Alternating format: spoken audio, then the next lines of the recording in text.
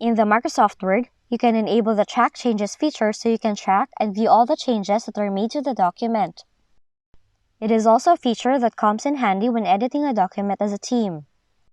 And if you're wondering how you can access the feature, you can follow the steps we have in this video. But first, launch your Microsoft Word on your device and open the document you're currently working on. Then, select the Review tab, and under the Tracking section, select Track Changes. After that, you would see that this option will change to reviewing, and you can now make the changes you wish to make, and you can also add your own notes. But since the document has many authors, other persons can view the changes, and they can either choose to accept or reject the changes in the document.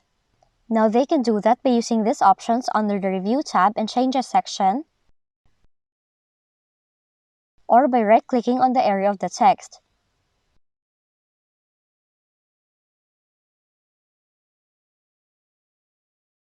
But basically, that is how you can turn on Track Changes mode in Microsoft Word. If you found this video helpful, kindly like and subscribe. You may also click and turn on the notification bell so you can be notified from whenever we release new videos.